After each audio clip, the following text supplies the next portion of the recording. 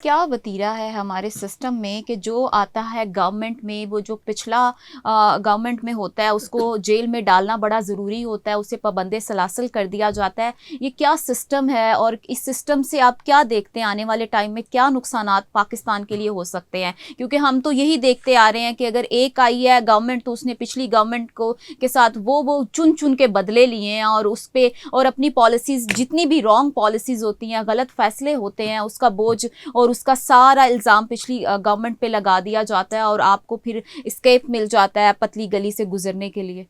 मरियम, आप ये देखें, ये हमारे मुल्क का अलमिया है कि जिस वक्त पाकिस्तान पीपल्स पार्टी और मुस्लिम लीग नून आपस में इत्तेहादी नहीं थे, दुश्मन थे, तो वो एक दूसरे के खिलाफ ऐसी सी बातें किया करते थे कि मैं गिरबान से पकड़ कर सड़कों पे घसीटूंगा और मैं ये कर दूंगा और वो कर दूंगा। और सिंध में वडेरे जो वो इनके दुश्मन थे, बड़ी बड़ी बातें होती थी।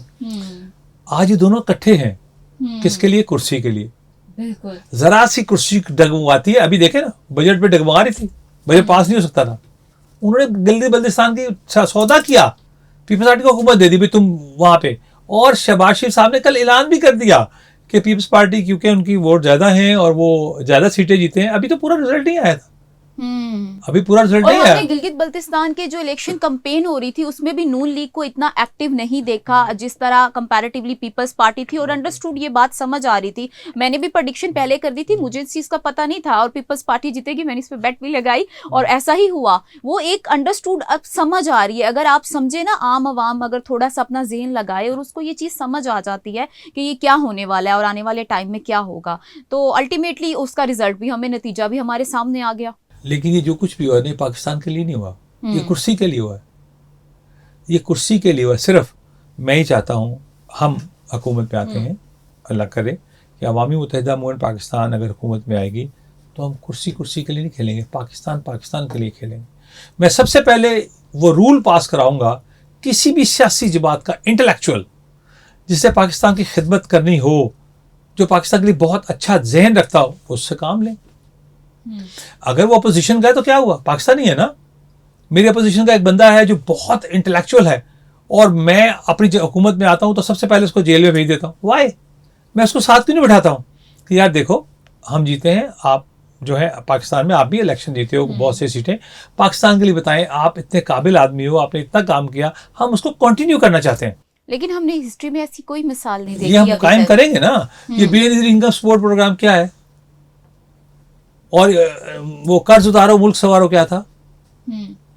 तो ये जो चीजें हैं इनके बारे में बकायदा भी अब खत्म होना चाहिए। ये जो मोरोसी सियासत है ना, ये खत्म होनी चाहिए। पाकिस्तान पीपल्स पार्टी है, मुस्लिम लीग नून है, ये जमातें, अब जमात इस्लामी कितनी बड़ी सियासी जमात है। हमारा कराची में उनके साथ इल्हाक हुआ था और वो जीत गए थे हम लोग। वाज़ेह सीट से मेयर जो था, राइट, अगर आप देखें, आप यकीनन प्रोग्राम आपने किए होंगे बेटा, आप देखें कि क्या कितनी सीटें थी उनके पास, चेयरमैन्स की, सिंपल बड़ी बड़ी मेजॉरिटी के साथ वो जीत रहे थे, ये हमारे जमात इस्लामी वाले। बट इन्होंने क्या किया, इन्होंने रातों रात चेयरमैन उठवा लिए, उन्हें गिरफ्तार कर लिया, उनके ख़ानदान वालों को उठवा लिया और मेयर अपना बना दिया। जिस वक्त तक इस मुल्क में धौंस धांधली की सियासत रहेगी, इस मुल्क में कोई जो है तरक्की नहीं। हमारे पास रब्बे कायनात ने इतना कुछ दिया हुआ है, हमारे पास पेट्रोलियम मसनूआत इतनी है कि बंदा तसव्वुर नहीं कर सकता है। उसे निकालें। कोयला क्यों नहीं आज तक निकाला आपने? दुनिया में दूसरे नंबर पे कोयला हमारे पास है। ऑस्ट्रेलिया को देखें, कोयले से कहाँ चले गए हैं। हमारे पास जो मिनरल्स है वो आप रेकोटा क्यों दे दिया किसी को?